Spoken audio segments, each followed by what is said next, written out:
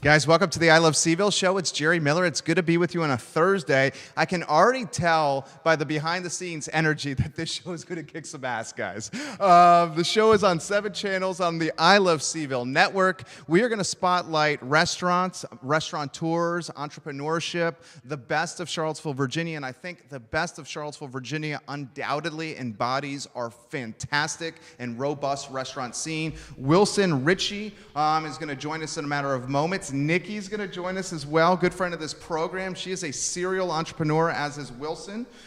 We encourage you to like and share this feed as we spotlight Charlottesville and as we spotlight the community in the best light, which is the entire mission of I Love CVille, okay, is to give the positive spotlight to our community that undoubtedly needs it. Before we go to the studio cam, let's thank some of the fine folks that make this program possible. First, we'll give some love to 4 generations strong Intrastate Pest and Service Companies. This business started in 1969 with the first generation.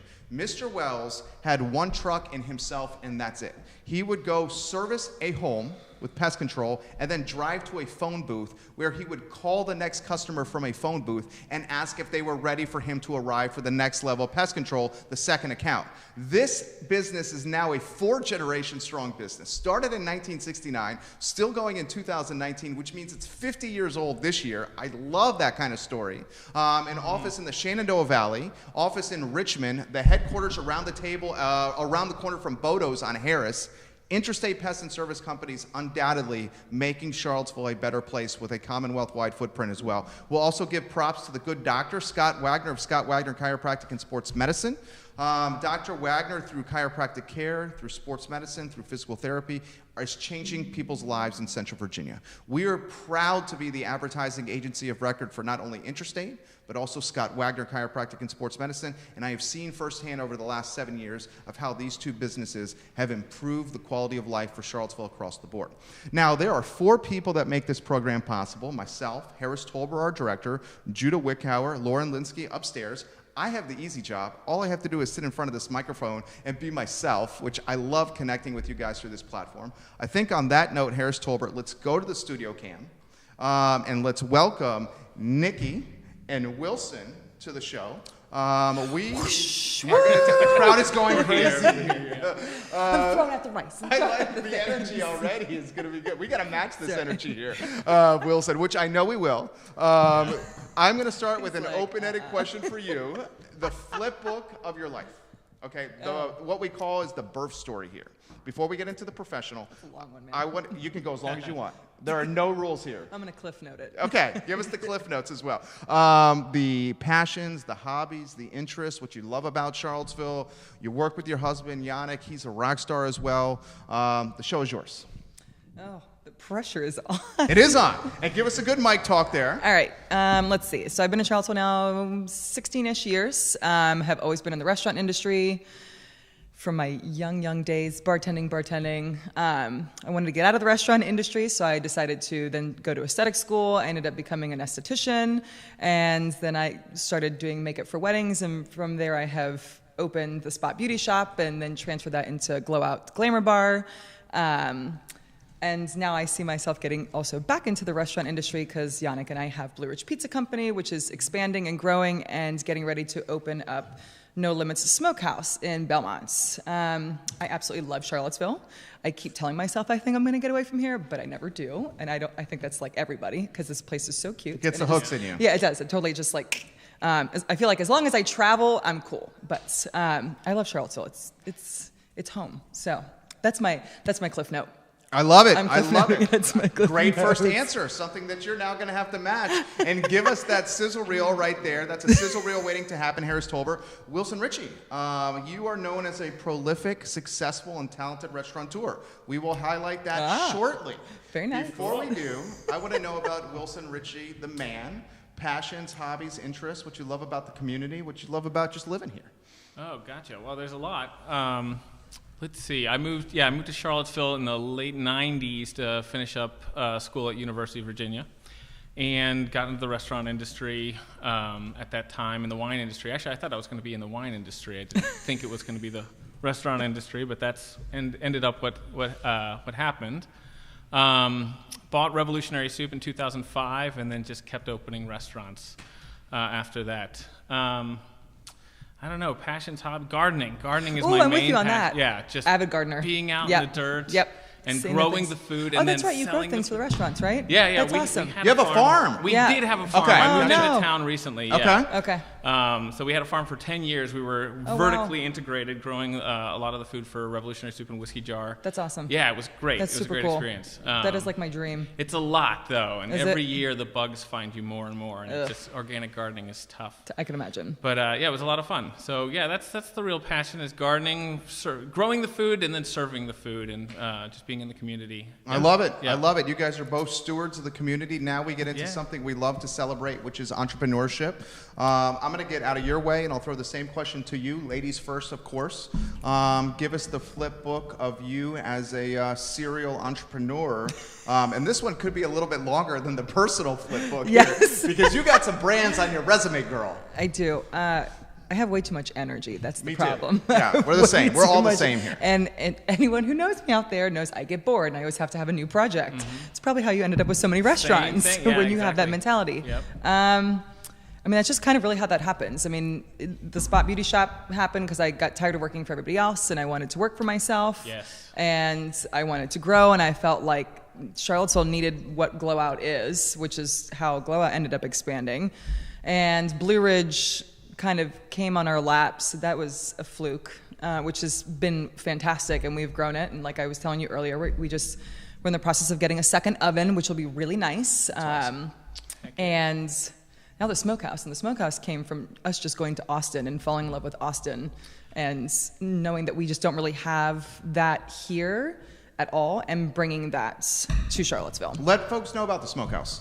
I'm excited about this. I think Belmont, Me I think too. Are you Charlottesville's doing excited Texas about this. barbecue? We are doing Texas Oh my barbecue, gosh, specifically that is Texas awesome. barbecue. So Yeah. many people have told So many me, people, "You gotta yeah, do Texas barbecue exactly. here." Yeah. So Right. yeah, we are doing That's specifically fantastic. Texas barbecue. Yeah. Yeah. So Who, I mean, when, where, obviously, why? who? Yannick Fayolle. It's like, definitely not me. You don't want me to cook anything for you, but I will grow all day. Yeah. Yeah, I mean, it kind of, the whole transaction and everything just kind of worked out perfectly, which was really nice. We went to Austin, we had the idea, we were talking about how, exactly what you just said, that this area misses Texas barbecue. Absolutely, yeah. Period. I mean, you got plenty of Carolina, but nothing of like, those big giant slabs of beef brisket and all Sure. that fun stuff. So, People do it, but nobody's ever done Done it right it. or specialized yeah. in it. Yeah. So that is exactly what we're doing. And guys, it's happening, and we're going to throw it to Wilson here because I'm excited to feature his brands. It's happening in Belmont, Yes. in the former Belmont Barbecue location, Correct. which is across from La Tasa. I think it's a welcome addition to the neighborhood. If you drive by the restaurant now, you will see this dope mural on the Yes. side wall, which is her, she's humble, but I'm going to say her brainchild. I think you saw something and you're like, this is an opportunity to put some creative artwork here Yes. and to really make it pop as Yeah. opposed to being a boring wall. Yes. So 'Cause it talk. was a That's boring awesome. wall. It was a before. boring wall, and it was such an flat. obvious, It was, like yeah, just eye black. attraction. Yeah, mhm, When you 100%. drove by, You and see it. asked Yep. for branding. Yep, exactly. And you get branded. Yes. So I'm going to throw this That's to my you, jam. and then get Wilson in the mix. Cool. What can we expect from the restaurant? So cross our fingers. We open in like 2-ish weeks, but we all know how that is. Yep, It's a restaurant, yeah. so that's what that's what we're aiming for. If I could stop making new projects in there, that would probably come to fruition. But yeah, I mean, Yannick, if anyone knows him, if he was the executive chef at Clifton for a really long time, so he will definitely be putting his spin on a lot of the sandwiches and things that are coming out of that restaurant. Right now, hours we're looking at Tuesday through Friday, just focusing on lunch from like 11 to 3-ish, or we're focusing on more of like the sold out aspect, just like Texas does. Yeah. And perfect. then dinner Friday, Saturday, and then brunch. We want to do a Sunday brunch, which will also involve Blue Ridge Pizza. So we want to do like a barbecue and Blue Ridge Pizza kind of setup. Cool. Will you down do there for Sunday. off-site catering with that also, or with? Good Future. question. Yeah. We will. Good. Yeah. But not. There'll be a lot of call Let for me that. get through Blue Ridge season first. There you go. Yeah. Yeah. Right. One And then thing we at can a add time. that in. I love the energy already here, and Yeah. I love when Wilson's asking questions. Please keep doing that. It's a sports bar or a barbershop. I love there are new no restaurants. rules. So So it's do I. yeah. It's like oh. I Yeah. love Yes. new restaurants. It's exciting. So Yeah. one more time, Ray Cadell says, I'm a huge brisket Hey, fan, Ray. and he wants to know the hours and the days you're open. If you could repeat that one more time. Yeah, so Monday and Tuesday for now. We're going to obviously fill this out. Monday and Tuesday we will be closed. Wednesday, Thursday, Friday Friday 11 until we sell out, or 3 p.m.-ish. And then Friday, Saturday, we will be open for dinner from 5 to 9. We will have special items on the dinner menu, which will not be on like our regular menu. And then Sunday, we're going to do a brunch from 11 to 3, which we will also bring in Blue Ridge Pizza to kind of coincide with it. I love it. I love Cool. it. So we got That's a number awesome. of questions coming in. Before we get to the questions, and Tim Ryan goes, Wilson, I got to know you when you took over Rev Soup way back in the day. Now you have a number of restaurants under your belt. I followed closely your involvement as a restaurateur. I'm truly impressed. I have a question of what your favorite brand that you've launched is, your favorite restaurant. I will get to that, Tim. He's in Crozet in a moment. Before we get to that, let's do the flip book of you as a serial entrepreneur and as a restaurateur. Put that in perspective. So just like what I've opened, what I've done. Yeah, and we'll get this right here. So we bought, I bought Revolutionary Soup in 2005. That was an existing Charlottesville favorite. It had opened in '98, so it was cool to get that brand. And we switched it. We kept a lot of the traditional recipes that were set up, but we really took it towards a local sustainable food sourcing, and that became the focus of Rev Soup and kind of what we've built the brand on since then. In 2007, we opened up a corner location of Rev Soup. Let's see. After that, it's hard to remember them all. Oh, after that, we had my son in 2008, and I was a stay-at-home dad, but I couldn't stop making things. So I was like, what can I do while I'm raising a child? And I opened the Wine Guild with a bunch of good friends of mine. So right behind Mono Loco. Yeah, that's where at the time, that's where it was. Right. And basically, me and all my best buddies, wine drinking buddies, we were like, we drink so much of wine, we could afford a license. Right. And so that's how that kind of might as well start writing off the wine. I know. Yeah, Right. absolutely, Right? absolutely. So Yeah. we called everyone we knew, and that was a great project. And I was rocking a cradle with one hand That's and filling awesome. orders with the other. And then I want to grow up to be like you. And then the farm was next. We thought we had the 2 Rev Soups, and we were working with a lot of small local farmers, but farming is something I always wanted to do. So my wife and I moved down to Esmont and just opened Red Row Farm. And it was a little 5-acre farm. We bought all these books on 5-acre farming and how to really make it happen. And so we started growing all of the vegetables for the Rev Soups. So we had daycare at that point. So I was farming by day, watching kids, and then bringing all the vegetables into the Rev Soups. And then in 2012, the whiskey jar. Yeah. Whiskey jar was a concept. It was a concept I wanted to do forever. I thought there was a lack in the market of something that was really regionally driven. As far we're in Central Virginia, we needed Virginia cuisine, Southern You filled cuisine. the gap of approachability on the downtown mall. Because for so long, and I love the downtown mall, and I love the restaurants, but for so long, the mall has been like a white tablecloth napkin as opposed to like paper towel or paper napkin. Yeah. You know what I mean by that? Yeah, there were You're a few other approachable. guys. Yeah. But thank you. Yeah. I love the whiskey jar. I mean, Well, it and crushes it. Thank you. Yeah, I love that. And that might answer the... Is that your favorite brand in the That's portfolio? my favorite. The whiskey jar is home for me. Okay. I love the whiskey jar. You get that feeling when you go in there too, which means you succeeded in doing what you wanted. Yeah, thank you. Yeah, Yeah, the- and carrying on the local sustainably raised thing. We work with a lot of local proteins, local That's awesome. produce at Whiskey Jar, and it's easy because it's get out of the way food. It's like fried chicken and simple grilled pork chop and things like that. Just do it right, get the techniques right, and then let the food speak for itself. So we're putting on screen now 10-course hospitality. This guy is extremely humble. 10-course hospitality's got its hands in a number of restaurants, whether from a consulting standpoint, a managing standpoint, an ownership standpoint. I'm going to toot your own horn since you're not going to toot it for you. This guy helped launch the Pie Chest. Yep. This guy helped launch the Alley Light. This guy's 10-course hospitality group is managing Commonwealth Sky Bar. That's right. This gentleman is kind of been a springboard for a number of chefs locally. He's got a very strong partnership with Harrison Keevil. Yep, Put good in friend. perspective some of the other brands. Am I missing any? The Alley Light we talked about. Hunter and I started Brasserie Saison. That's the one I was missing. Yeah, which is He a launched great that place. with Yep. Hunter Smith of Yep. Champion Brewery. This concept we wanted to do for a while, and what what else are we doing? We're helping at UVA a little bit with the Colonnade Club. We're running the cafe at Monticello right now. Love it. And I think that might be it right now. I love it. I love it. We'll salute the folks who are watching. I know. That's it right there. I mean, that was like a mile long. So I have partners, so like, they know. Yeah.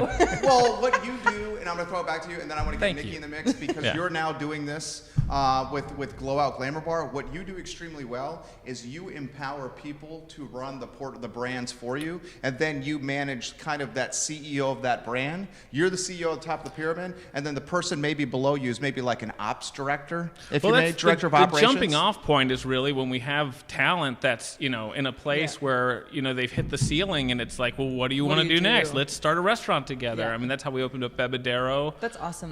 We forgot the Bebedero. Yeah, we forgot the Bebedero. I love that Goodness place. gracious. Bebedero. Yeah. I know. I Well, was my like, I love partner, Bebedero. Josh Zanoff, is the principal at Bebedero, and he really keeps that going with Shelly. We love Shelly. And that's happened to come. Same with Pie Chest. Rachel did such a great baking program at Whiskey Jar, and it became one day. It was like, let's do a bakery, and you can still cook for the Whiskey Jar, but That's you should be doing your own brand. And so it's about the people. Right. This town is about the people. And you've empowered Rachel to the point, Pennington? Yes. Rachel to the point where now they have a second location on High Street watching now. Hello, Rachel. A lot of people, let's salute the people who are watching. A good friend of this program, Melissa Close Hart, the chef at Johnson. She's watching. David Eady Jr., Lauren, Brent Dixon, Eric Bain, Ahmad Hawkins, Andre Xavier, Dave Stipe, Justin Toff, a friend we have in common. Hello, Justin. Harry Lynn. Congrats on the baby. Robbins. Yeah, congrats on the baby, Justin Toff. Like and share the stream. We're live on 7 channels across the I Love CVille network. Roughly 1,900 people watching right now. Katie Askins Hartwell, hello. Nice hi, to see Katie. you, Katie. Give it a like and share. Shannon says hello from Peloton Station. Hello, Shannon. Throw it to you.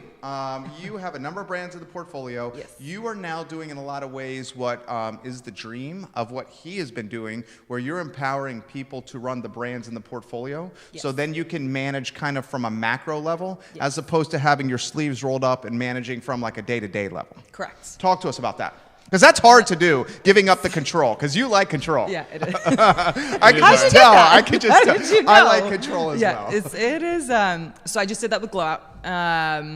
One of my favorites, Melissa. Melissa is the general manager now at Glo-Out.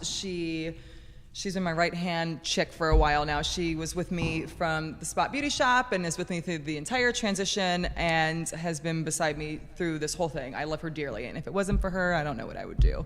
I know the feeling. It was like, I love you. I just put you in my little pocket and take you everywhere I go. So I promoted her to general manager, and she now runs Glo-Out. I have taken a giant step back. I am only a service provider there on Saturdays from 9 until 3.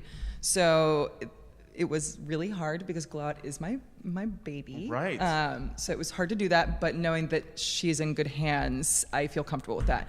I'm trying to set up Blue Ridge just the exact same way. So I feel like I give ourselves 2019 and maybe 2020, we start letting that go and have a full-blown event planner and almost kind of like a Jacqueline, Miss Jacqueline Greer, if you know what I'm talking about. Yeah, a BBQ exchange. Yes, I was She's like, a I need a rock star. Jacqueline. Yes, I was like, if anyone knows, I need a Jacqueline. And she's freaking crushing it. Oh, yeah, I know. Totally. I love her. She's awesome. Absolutely awesome. But if I can clone her, that'd be awesome because I want a Jacqueline Let me throw for this Blue in Ridge. here. How do you start, and we got a lot of questions coming in. Guys, we will get to these questions. How do you start finding the courage or the confidence to empower people and to step back? And what is the mindset like of leaving your baby alone for days at a time? And because that's scary as hell. It is scary as so hell. freaking It is scary. scary as shit. Put that in perspective. The same question for you after she answers. Okay. It's hard. I'm not gonna lie. Like it's because it's a huge investment, and you look at it. And with me, like Glo-Out was my first large investment, in the whole real deal. So it was definitely. I knew that was the goal for the future, but I didn't really know how soon it was going to be. And to be perfectly honest, the fact that we've really only been open in the new space for a year and a half, I feel like that's pretty awesome that we've already made this transition. Unbelievable. But you had tenure on the corner. I did. I was there for 2.5 years prior to moving to the new space. So, but that was different. I mean, I was totally just like myself and one other chicken. Like that was it. Right. You know, and this is way different. Right. This is like quadruple the size and Sure. all the things. I mean, it was hard. I'm not gonna lie. It's still hard. But I'll be honest with you. I realized I hit like a wall at one point where I was just like, I was being pulled in too many different directions. So it was either, I was at Glo-Out all the time, and then I'm doing the events and everything when I get home for Blue Ridge, and you were running out of time. Exactly. Yeah. You don't have it only. There's only 24 hours in a day. Right. 7 days a week. That's all you got. I know. No. And it gets exhausting. I mean, as I'm sure you know, like with the kids, and then you have the farm, and then you have all this and that, and it's like, how many more emails can I truly answer in a day, and like, how many different directions can I get pulled in? I was like, okay. And I knew that Melissa, being who she is, I felt comfortable. It was almost like the universe was like, here's this flower, and here you go. And I'm not going to say it always works out that way. I think I was insanely lucky to have her, to be perfectly honest. Like, having her has been my saving grace. I don't think if it was her that maybe I wouldn't have done it as soon. I don't know. I can't say anything, but if it wasn't for her, I probably wouldn't have made that move. I love that honest, authentic answer. Same question for you. When do you start realizing that I got to get the hell out of the way, empower some people, and then manage some people from afar? One of the things I struggle with, I am such an OCD control freak micromanager that I think the business sometimes runs better when I leave the business. Yeah, no, that's exactly when I'm not here. I was like, I gotta go. Because I'm like freaking out over minutia, and the grand scheme of things is bullshit. Yeah. Throw it to you. Your thoughts on this? It's very true. It was one of those things. You never think you can do it. You're like, how will this go without me? I mean, especially for small business, this is everything. We put all our money into these things. Usually we don't have enough to get it going. And so failure's not an option. If you're a small business, you're just like, it's not an option. There's no way I can fail. You're gonna make it happen. For me, I was forced into it. My wife had a real job. I had 2 Rev Soups, and then we had a baby, and I had to be I wasn't making the money, so I had to be the stay-at-home dad. So I just had to do it. I never thought I could do it. And so I gave up my own salary to keep the businesses going, pay the right people to keep it going. And I didn't have the right people at first. But eventually I got the right people, and then it worked. And then really since then you learn that the right person is the jumping off point. If you find that person, especially if somebody's so good, you're like, well, I'm going to lose them if I can't promote them. I might as well promote them either by opening another business and making them a partner or the top of that, or sell it to them, or sell it to them, or make them the top of this one here. I'd rather open a new business to keep good people in my group than to let them go to someone else and totally agree. Move on. I love that answer. Megan Walker at Keswick, thank you for watching. Guys, like and share the feed. Will Faulkner, Joe Finazzo at Sal's Cafe Italia. We have people watching in Chicago, New York City, people watching in Charlotte. Someone is watching in the UK. So the show is popping right now. I like the concept of vertical integration, and I'm going to throw this to both you guys. So own the lion's share of this building, using the team from the advertising agency to help manage the property management piece of the building.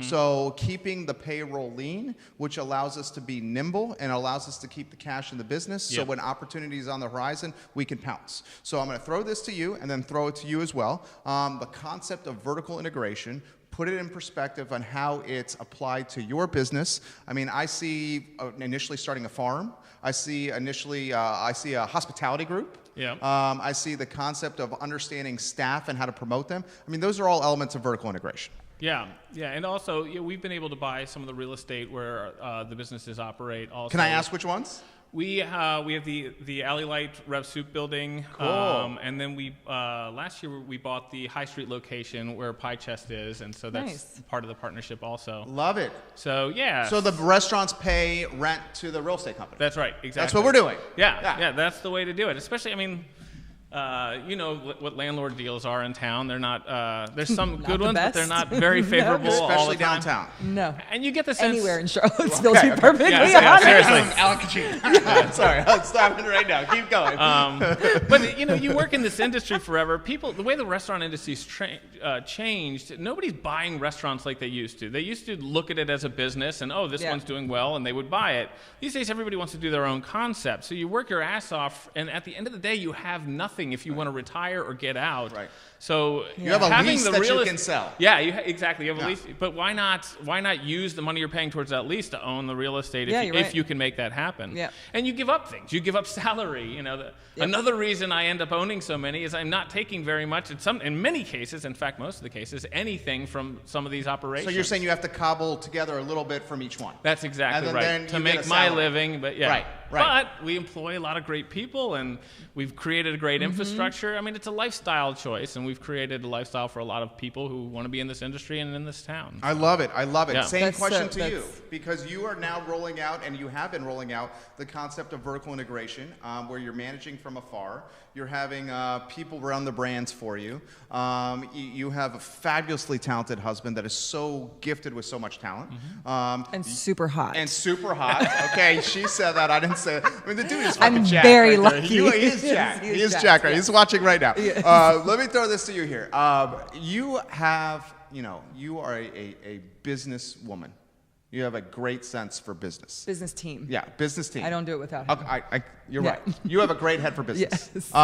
Vertical integration, how it applies to your empire. I mean, obviously we're not anywhere where he is. Would I like to see that? I totally agree with the whole real estate purchase. We kind of do real estate from a different aspect that we do rental properties. So, but kind of like with you, you take a little bit from each business to be able to do the annual thing where, sometimes I don't take from Glo-Out because I rather promote somebody else to be able to give them the things that I want to give them.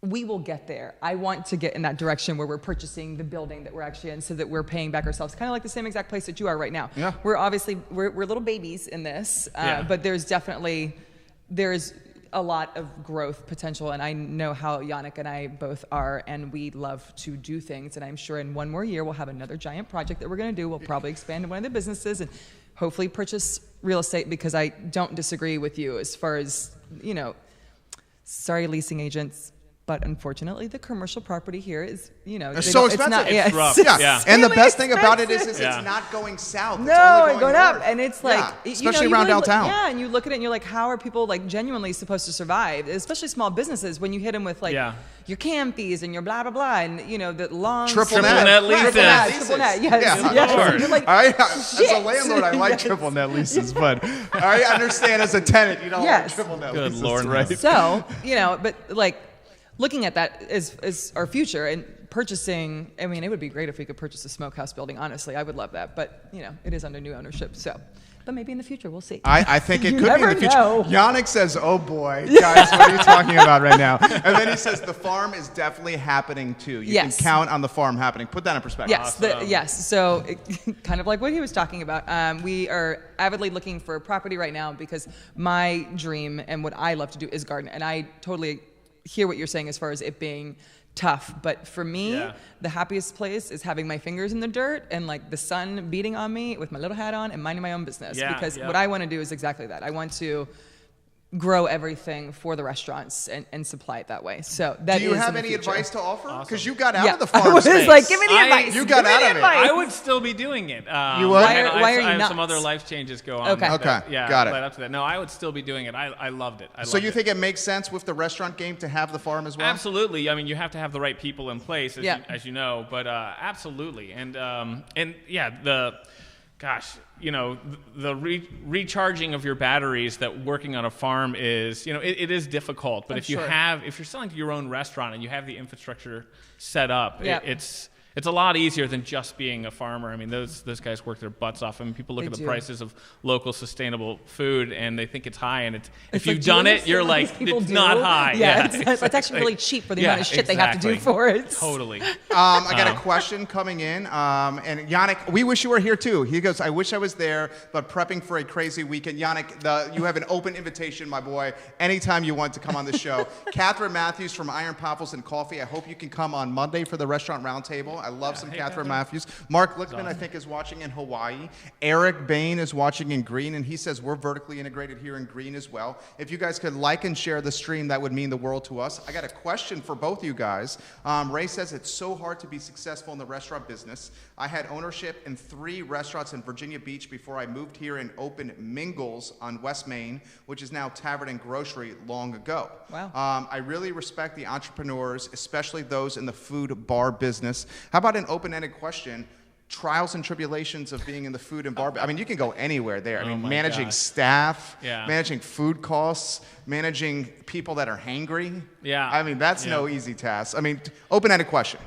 It's hard, and it's getting harder. I mean, it is a very saturated market in Charlottesville. We have a ton of restaurants and a ton of great restaurants, and I think that's one of the main reasons Charlottesville has grown so much lately is we've created such a strong cultural center here with the food, with the music, with the wineries. If not the biggest, one of the biggest reasons I think Charlottesville has jumped on the map in the last 10 years or so. As the restaurant scene gets bigger, it is more difficult. The hiring, there's not as many people out there. Why? I call it the Wegmans effect. Wegmans took all the A and B players That's so true. from the restaurant industry and gave them benefits, insurance, and 401k, the whole nine. Maybe more, non-weekend hours. And then it left the restaurant industry, for lack of a better phrase, with the C and D players. I know you don't want to say that. Players, I was like, I would not say C&D players. Yeah. Well, I was like, you have people who we are. have a lot of lifers. We have people that have been with us, lifers. People that have been with us for a No, they're long called time. lifers. Yeah. They're called lifers. And they're awesome. I And the was a restaurant lifer. industry is something you love that you once you have it in you, you can't get rid out of it. Yeah. They can try. They can go to Weggies like temporarily, but I guarantee they're not bored. going to. Yeah, I mean, it is. I mean, no, sorry, Wegmans, but I mean, really, restaurant life is totally different. I mean, it's a pain in the ass and this and that and the other, and you deal with people who are pissed off and whatever, but you have to have a mind for chaos. Exactly. And like, yes. Let me throw this to you. Blue Ridge Pizza Co., fabulous food, fabulous traveling pizza oven. You can go to breweries, you can go to wineries, you can get to weddings, events, anything. Yes. Overhead is so minimal. Yes. What were you guys thinking when you're like, I'm going to go into a restaurant in a brick and mortar? Well, but it's totally different. Yeah, I know. That's the It's totally different. You needed the chaos. Yes. Because we had it so easy. We just decided to make it really hard. Well, I mean, to be perfectly honest, the smokehouse is like itty bitty tiny. I mean, it's 860 square feet. I'm not, we're not talking about like thousands of square feet here. So I feel like, while yes, now there's overhead, it is still, we don't need that much staff. I mean, we don't need a bunch of servers. We just need one person to work the counter and 2 people in the kitchen. I mean, you're talking about like 3 or 4 staff tops. So yes, while your overhead, because your expenses and stuff like that is there, I don't really feel like we face the trials and tribulations that, to be perfectly honest, that probably a lot of your restaurants do face, and for that, I feel like we kind of have the upper hand as far as that's concerned. But yeah, I mean, Blue Ridge is easy. There's like little to no overhead. I mean, it's what was the thinking? Walk us through the mindset where you were like, I'm going to go. You're like, opportunity, let's go 1,000 miles an hour. Is that what it was? Yeah, we were in Austin. Yeah. We had actually looked at the smokehouse space a while. Actually, I think when that woman, so one of our friends, Stu from Cisco, he was the one that was like, hey, there's this space, Old Belmont barbecue space. There's this woman in there. I think she's headed out. I think it'd be a great spot for Blue Ridge. That was the soul food, what it previously was. That was the soul food, correct. Yeah. And I was like, we can never put a Blue Ridge there because Lampo's right there, and we love the guys from Lampo. That would just be rude. And we had actually gone to Austin, probably not too long after that. It was in January, and Yannick, mind you, I am a vegetarian, just so that everyone knows. Out of town. I'm a vegetarian. And yes, it's an oxymoron. Yes, we are opening up a smokehouse, barbecue. But we will have vegetarian and vegan options. I'm just putting out there to all you plant lovers. So anyway, so there will be options for both.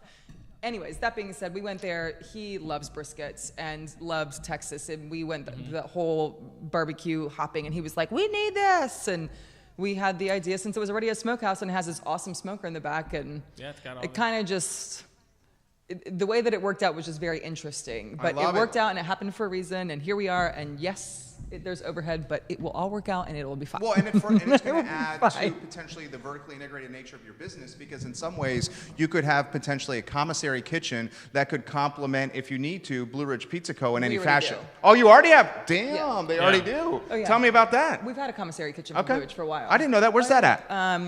You know where Guad is? Right over here? So it's actually right up the road from you. Okay. What is the name of it? All Babe, food what is the name trucks of that have place? to. Yeah? Cool. It's right beside the Pie Guy. Awesome. It's in past Bob's Wheel Alignment. Okay. So it's on the right-hand side. There's like this little by cut. A&M. Yes, Yeah, exactly. yeah. With all those little color. I can't think of the name of it for some. I think it's like Main Street something I other. didn't know it had a name. Yeah, I it love does. it. We got a lot of Well- people jumping into the feed. Let me throw these things to you. Catherine Matthews Hi, from Catherine. Iron Poffles. Well, we have a lot of comments coming in. Catherine. She says, and I'll throw this to you, Wilson. And Catherine is a successful entrepreneur. Are you 2 years in with Iron Poffles on Water Street, Catherine? I think you are. she's 2 years. She says staffing is by far the hardest drawback of the restaurant industry in Charlottesville. Yeah. But I'm curious. Do you think Wilson and Nikki, the local board of tourism, should be doing more to attract tourism to Charlottesville? I have spoken to some of the local hotel managers, and they say tourism is down in Charlottesville, and I feel like Charlottesville should be doing more to help this category and grow the city. I think that's a good question. Your I think thoughts that's a on great that? Well, this question. gets it a little into the politics piece. It does. Yeah. It does. I don't mind like doing there's a this. gray I don't mind doing line. this. What are your thoughts on this? 2 I- years next week for Catherine. Congrats! Congratulations. Woo! Yay! Big time. That's exciting. Yeah. So to you. I think there is a lot of work being done, especially from Charlottesville tourism and Virginia tourism. There's a lot of work being done, and a lot of working with the restaurants specifically and the hotels. Could there be more done? I think always. I mean, there can always be more work done. You know, it's kind of like we say in the restaurant industry: you're either doing this or you're doing this. There's no this. So unless you want to be heading down, you better be heading up. So yes, more work could be done. More support from the local politics would definitely help that. But yeah, I guess. Okay. The general answer is yes. I mean, we could all be doing more, but I think there's been a lot of efforts to kind of get us all together. Yep. And that's been hard. It's hard for restaurateurs to come to these It's meetings and almost get impossible. together. I mean, And we're trying, and there's some great leaders. Peter Castiglione. Peter's Castiglione, amazing. what a Restaurant. guy! Yeah, Peter's has like just the done voice. so much good stuff. And Laura Galgano, just you guys are killing it. Blue Moon Thank Diner? you. Yes. Yes. Okay. You guys have done so much for the industry locally, and I cannot thank you enough. And I hope I can support you more. And Mike Rohde also at Rapture. Rapture. These guys Mike have been Rohde. He was my out boss at the forever. head of really helping push at least the restaurant part. But we do have such a unique culture of independently owned restaurants in Charlottesville. Yeah. We have lots of restaurants in Charlottesville, but the amount that are independently owned is It's amazing. huge. And I don't know. That's bragging rights as far as I'm concerned. That's I agree. It's far more interesting and dynamic, and No doubt. And Yeah. so many of us are dedicated to the local food culture and scene. We try to keep our dollars in the community. Yeah, you're absolutely correct. And so it's like we're Yep. It's I don't know. It's a really special place to be. Your thoughts on tourism, the impact of tourism, and if City Hall is doing enough to promote tourism in this market? Because you have a lot of skin in the game. Blue Ridge Pizza Co. Is services, solely off of- wedding, wineries, breweries. Off of tourism. Your Glo-Out Yeah. Glamour Bar Is off of tourism. Off of tourism. Yeah. And now you're opening a restaurant that is going to cater to potentially tourists in the market. I know it's Yes, more but it's local because local, it's the yeah. neighborhood, Yeah. but tourists go to the restaurants. You are correct. Your thoughts? That's a tough one. You know what? 'Cause You it can be is. frank. I was Don't be like, afraid it about it. is- I know you're not. I mean, I agree with her. I mean, luckily with Blue Ridge, we also do kind of travel outside of Charlottesville. So Charlottesville is not really like our only market. I hate to say that, but it is true.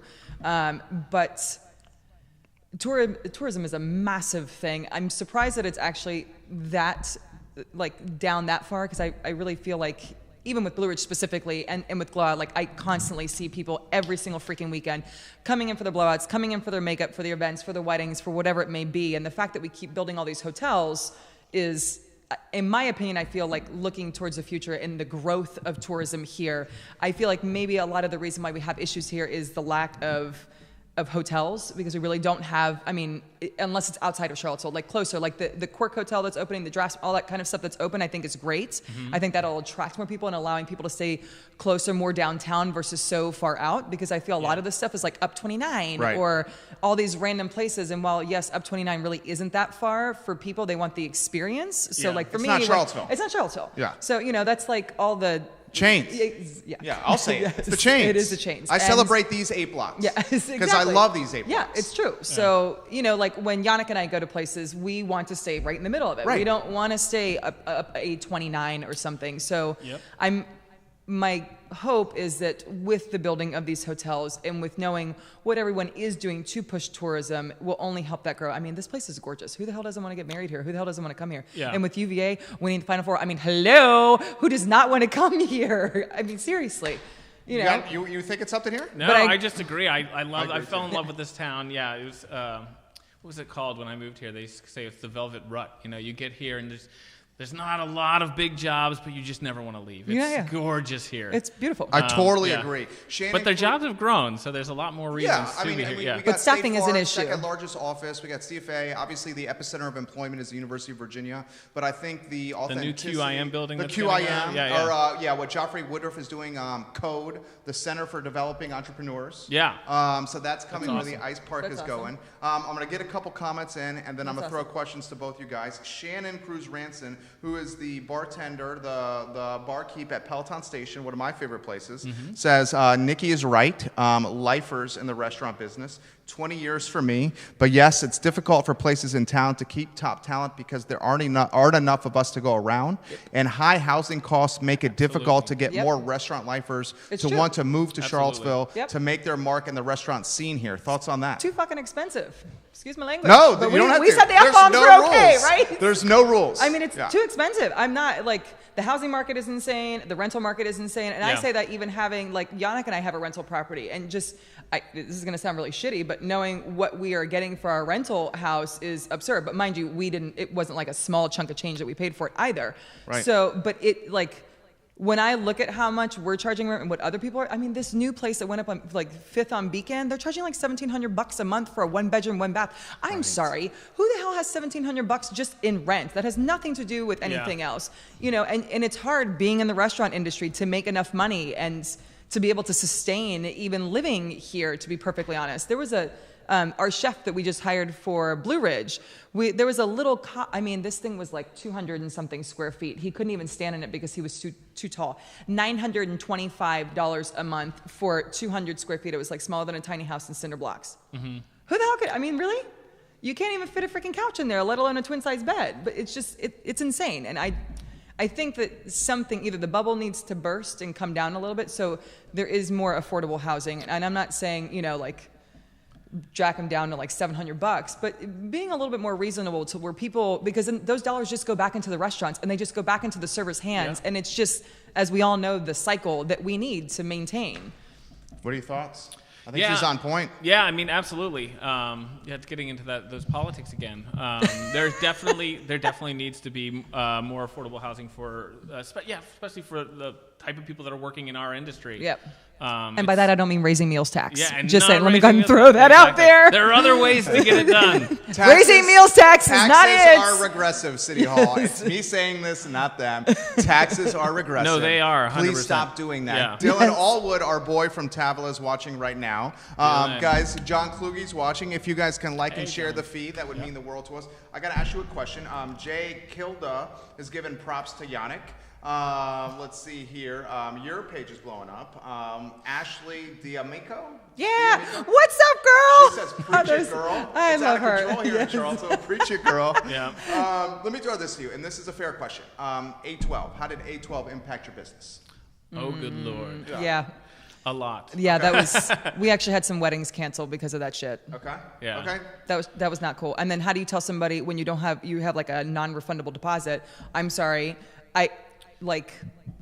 you refund their deposit, but then that's money out of your pockets because... Do you refund the deposit? Because the opportunity cost is you are essentially selling time. I get it. So you obviously get it. How do you... why you refund it. You're just saying because you don't want the brand rather... You make it exactly. right for the customer. Yes, because I have no control over that. They had no control over it. It's not like the whole situation was totally fucked up anyways. Why am I the only one dropping that? I've been doing it all show. You want to drop I don't know. I thought we were all in the safe zone. I thought we were in the safe zone. We are in the safe zone. We are. I like your style. You're passionate. I like it. You're alpha. I like it.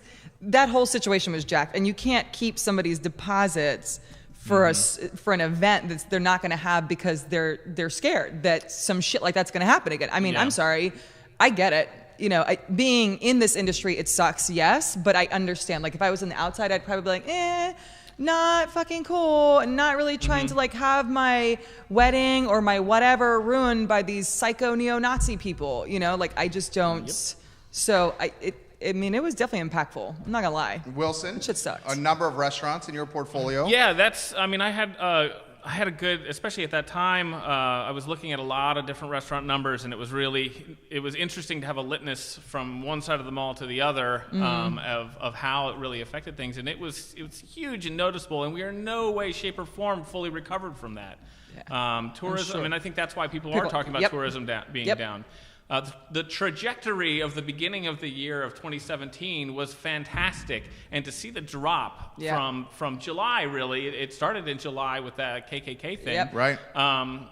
To see it drop, and you know, it's basically like, are we doing a little better? Yeah, we're doing a little better. But if we were here and we dropped to here, we're doing better, but we're still down here. Exactly, when we should have been up here. there. Yeah, exactly. Yeah. So yeah, it's leveling off, but it's not growth, and I feel like the city is treating it like it's growth. I know there was that erroneous report put out that Peter really exposed. Yeah, he did a good job with that. Yeah, absolutely. Peter does a great job with all that stuff. He does. Peter Castiglione, in a lot of ways, who we're talking about, he is the co-owner of Maya Restaurant, and he, in a lot of ways, is the spokesman. Is it the Virginia Tourism Restaurant Lodging Association? I forget the acronym. Is it something like that. VTRLA? That sounds right to me. VRTLA. I changed it, and now I don't remember it. So he's the spokesman, and he has a very established restaurant in Maya. He was going to be here today, but he had some personnel issues, so he may come next week, perhaps with Catherine Matthews. Imagine that. Maybe with Catherine Matthews of Iron Poffles and maybe Vincent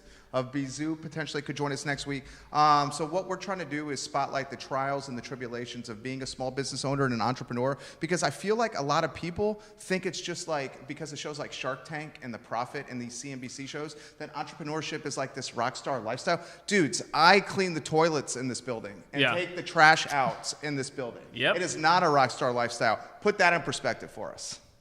And I want to ask the same thing to you. Yeah. I mean, that's just what you do, though. Right. I mean, it's like you're a business owner. You can't. I would never do anything that I wouldn't expect. You know, or I wouldn't ask someone to do something else that you don't do yourself. Exactly. Like exactly with you with the toilets. I mean, Yeah. You're not going to ask him to go clean a toilet if you have you're not going to go grab a little wand and clean the toilet yourself. And if you do, then you're an asshole. Right. You know, like I would not want to work for you. I'd be like, no, you know, if you're not going to get on your hands and knees with me, we're not going to do this together.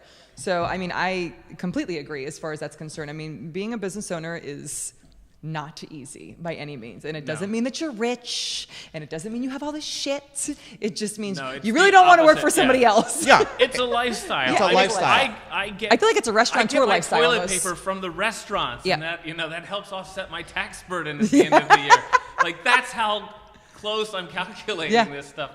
And people ask me when they start. A lot of people come to me and it's like, oh, I want to start a restaurant in Charlottesville. It's like, okay, but you're not going to make money. You at first talk them out of it, right? Drink, and you get your home supplies. Like, that's what you get. Like, everything else is just an illusion. You know, we're clocking 80 hours a week. We're working on the weekends. You make a lot of good friends. The highs and lows of being an entrepreneur are ridiculous. It is. I think one thing that goes under, and I'm going to throw this to you, one thing that to you, Nikki, to start. One thing that I really enjoy about the entrepreneurship, and it is freaking brutal, and my wife who's watching right now can attest to this, is the fact that we are able to make our passion our profession. And making our passion our profession in a lot of ways has value because it gives a sense of empowerment that I love. Talk to me about that, of the feeling of having your passion, your profession, where every day you have to figure out how you're going to make money to pay a mortgage or keep the electric on or whatever it may be, right? Yeah, the shits, right? I mean, show is yours. You want my shit? Yeah, you can do anything you want. I mean, it's just like with Blue Ridge. I mean, Blue Ridge is insanely seasonable. I mean, it's not seasonal. I mean, December, January, February, we don't do shit because it's the wintertime. And my poor Yannick has multiple times sat out in freezing, like snow, monsoon, everything you could possibly imagine for the $1. I mean, just straight up. And during those quiet months, if I'm not booking weddings and bringing in deposits and things along those lines, there's no cash flow. There's literally, like, it's zip, zero, zilch. There's no cash flow. So that's the tourism thing. We look for the tourism. We look for that, like that, the weddings, all the stuff, people coming here. That is our bread and butter. So So tourism for us is huge, and that's kind of what we skeet by in the winter time so that we can pay the fucking bills. It's same with an advertising agency. That I shit mean, sucks. we're an advertising agency, and the reason I got into the real estate piece was a hedge for the advertising agency because I knew the real estate piece, especially downtown, was going to be, consistent. Yeah. The ad agency Q1, first quarter, the first 3 months of every year, is in the pooper. And why it's in the pooper is because a lot of the businesses that we're servicing in and around Charlottesville and Central Virginia, they're also In the like pooper. flat and in the pooper. Yeah. So it's like all living tied, on borrowed money. Right. All tied together. Oh, I And like then that. Living on borrowed money. and then- That's exactly what it is. Q2 And then starts. you spend your robust time Yeah. paying that money Right. back, Back. so you end up with zero. Right. You're like, Right, and then awesome. you- Why did I do this shit again? So integrated. Like all these industries. You're getting props. Tim Collier says, way to keep it real, Nikki. Tim, do you know me to do anything else that's other who than you keep are. it real? Yeah. How about Regina Alpal? Regina Alpal, Oh, she yeah. says, great job, guys. This show is fantastic. Here's a good question. And I'm going to throw this out there. Charlottesville has the highest healthcare premiums in the entire country. Oh, my God, do Mainly they? because insurance companies pay more for inflated charges from UVA Hospital. Yep. How do you factor that into your business model, guys? Genuinely Fucking curious. nightmare. You want to start, Wilson? And you want to go with that one? Nikki, you want to go that one? Yeah, well, we offer healthcare package to managers. It's a lot. It's Yeah. way more than it used to be, but it's just one of those things you just kind of grin and bear it. I mean, you have to do it. We don't fall on our company the way it's struck. We don't fall under the requirements to do it. We've always done it. We've done it before it was required to do it. But you just kind of make it happen, and you know.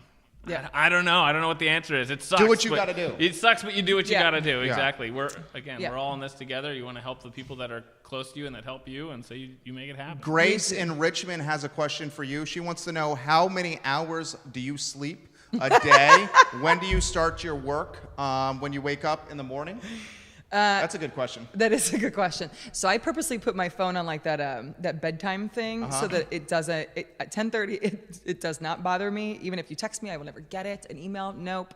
And then it releases at 7:30 in the morning. So 7:30 in the morning is when I start my day.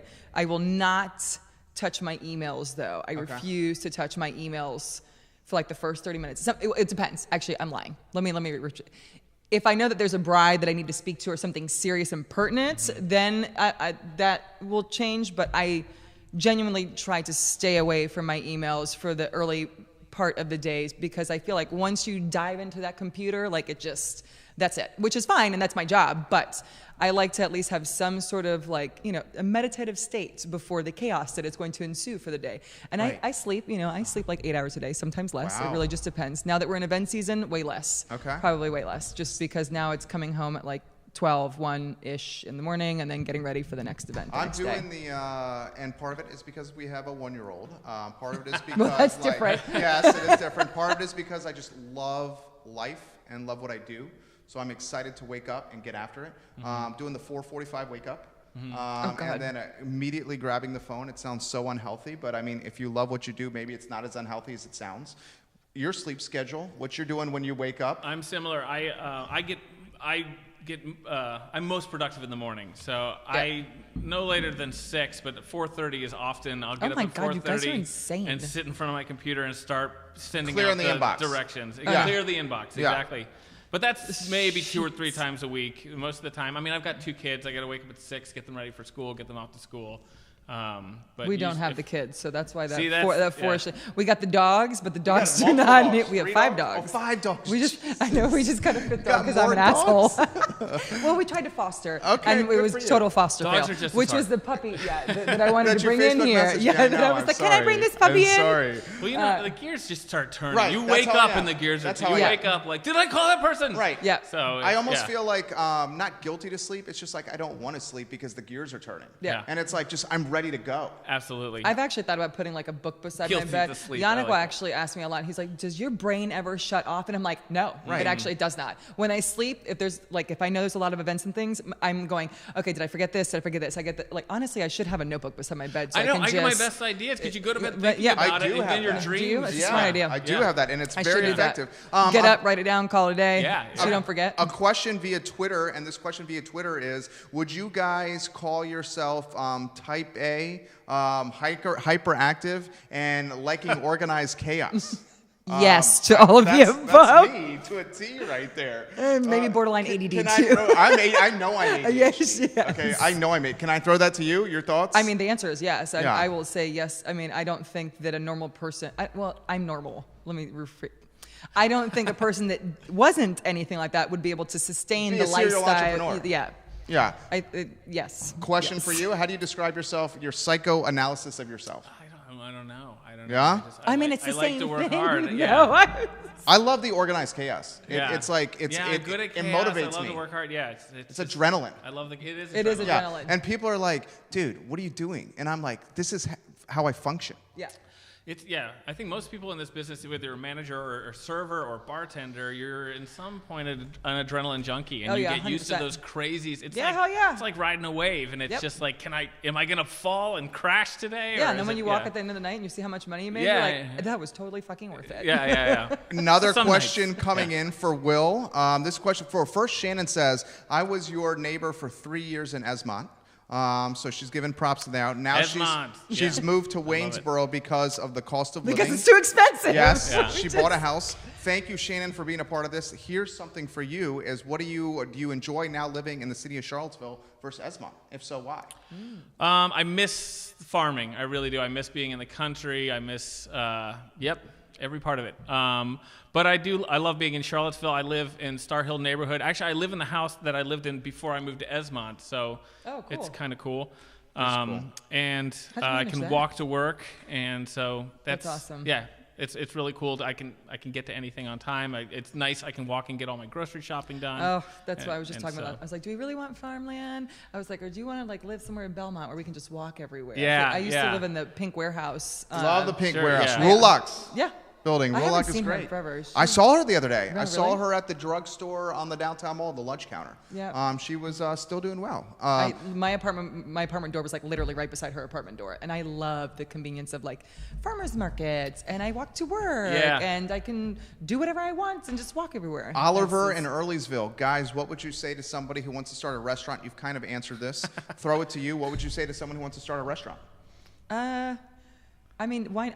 I would follow your dreams. I mean, if you Yeah, want to start a that's restaurant, just exactly like with what he said. I mean, don't expect to start a restaurant to get rich, because that's just. I mean, unless you're trying to do like a Michelin star restaurant, and even still, I don't even know if, with the amount of overhead that they have, if they're really raking in the dough. I mean, I feel like to start a restaurant, you have to have a passion for what it is that you're doing. If you have the passion and people believe in it, then it will come. But I don't think that starting a restaurant is something that you should think that you're going to get rich off of at all. Yeah, because that's not in my opinion, that's not the point If you're a off of work it. junkie and Yeah. you love restaurant stuff. And you love to cook, like, that's especially if you're like a chef and you love to Yeah. create and you love to watch. Yannick always says this, and this is what I appreciate. His joy for cooking is because he likes to create memories in people. Yeah, That's it. absolutely. So he wants to know that when someone eats a dish of his, that it's either going to take them back to their childhood or they're just going to remember that moment. Yeah. So whenever there's someplace like, oh my God, do you remember that? Whatever, when you've had a good meal someplace, and you're Yeah. like, holy shit, that was really good. I would love to go back there and eat there. Like, you want to create that memory. Absolutely. You got props on that answer. Daniel Thompson, I first met you at 3 where you worked as a bartender. Oh, shit. Now look at you now. Nikki, my friend, you are the shiznit. Congrats on all your success. Thanks. Daniel Thompson right there. A question Shit, coming 3. in from Grace and wants to know, is fine dining now dead? No way. No? no, Okay. definitely not at not. all. Show's yours. No way. Answer that question for us. Oh man, I still love fine dining. I Yeah. mean, it's like going to church in many ways. Yeah? When Yeah. you love food, it's Yeah. like to have that calming experience and just the right level of service. I mean, props to Fleury as one Brian of my favorite Helleberg, love that guy. Fine dining in town. What a great team there also. It's just when I need to recharge the batteries, I'll just go sometimes by myself and just sit and have that experience. Fine dining's not dead; it'll never be dead. No, absolutely. Jeff I agree. Schaefer says, Yannick, and he tagged Yannick, I'm ready for the queue. I love you guys. Opened your restaurant already, damn it. Hi, Jeff. Soon. You're going to tell him when again? Come on. He just probably jumped in and started watching the show. She said 2 weeks. 2 weeks. Yes. It's going to open at Cross Belmont. fingers, cross fingers. This show has been on fire. And you know what? We're 64 minutes in, and we have another show coming up at 3. So we're going to wrap up. This is what I'm going to close with. I want to close with this. And Harris Tolbert, everything's going well over there? Okay, I want to throw this to you. Entrepreneurship in Pound general. it. Pound it. Yeah. There you go. Engage with that camera. We'll turn this into a sizzle reel. Okay. Your favorite aspects and your least favorite aspects of being an entrepreneur and small business owner, and the advice you give to anybody who wants to get into this game. And it doesn't just have to be restaurants. I'm talking about Just in general. being an entrepreneur. Okay. I mean, I go for your passion, go for your dreams, go do it, whatever it is. If it's a food truck or a restaurant or a salon or whatever it is, if it's something that you want to do, that you love, do it. I mean, what is the way that I see it is like, really honestly, what is the worst that can happen? Just like you said, failure is not an option, you know? And even if you do fail, you learn from it and you just get up and you do it again, and it's totally fine. The point of life is to make mistakes and to learn from them, and you don't make mistakes if you don't try. So the worst that you could do is not try. So do it. That's a good answer. Let's sizzle reel that. We'll call that for Nikki. And the same question for you. What do you tell the people that want to be entrepreneurs and business owners, not just restaurants, just in general? Yeah. Trials, tribulations, anything? Show is yours. Good Lord. I know. It's hard, but hard. Yeah, it's hard, but yeah, it's, I don't know. I think you can't start too small. I try to encourage people who are into this, even way before they're into owning their own restaurant, master each step along the way, be the best dishwasher and nail that, and then be the best line guy and nail that, and build on a series of small successes, and don't go for the top too quickly. Build on each smaller success in this industry or in any industry in life. My dad always said, you're only ever working for yourself. And so if you have that attitude that whatever you do, whoever you're working for, you're doing it for yourself, then I think you'll get there. Whether there is a good thing or not. Yeah. That's good. Well said. I think that's a good sizzle reel, Harris Tolbert. Same. I'm the same. I remember the first 11 years in May of this business, which is terrifying. In the first 7 months, we had 0 clients, and I was going to the Pana Garden buffet and stealing food with Ziploc bags when they weren't lurking, and that was food for days. Wow. Food for days, and going to McDonald's for a double cheeseburger because it was $1.03 and it was rich in protein and it would fill me up for days. But then did well by one client. That client told somebody else, told another client, and then the third client ended up being Annie McClure. And then we built the websites for all his restaurants and built Citizen Burger Bar's brand and helped come up with the name and did the menus and the website and all that stuff. And then it kind of snowballed from there. So we're going to close on this note. It ain't easy. It's not CNBC or Shark Tank, but if you can make your passion your profession, I feel like you will find a sense of enrichment in life that perhaps is not there from other gigs. And I think that's what we have as entrepreneurs, is our passion, is our profession, and we love what we do, which is not the case for everybody.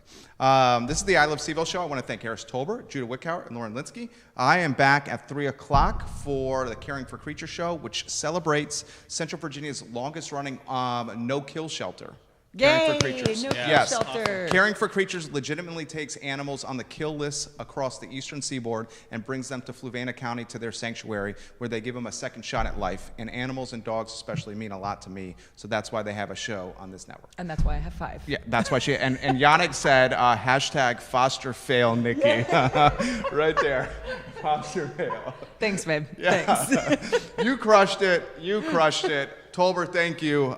We'll see you guys in an hour and 22 minutes on the I Love CVille Network. Good work. Yay. Right. Show crushed it. We'll get a photo with you guys, and then we're all done. Thank you kindly. It's a pleasure. Yeah. Dude, you were so good. Oh. Seriously. And you were obviously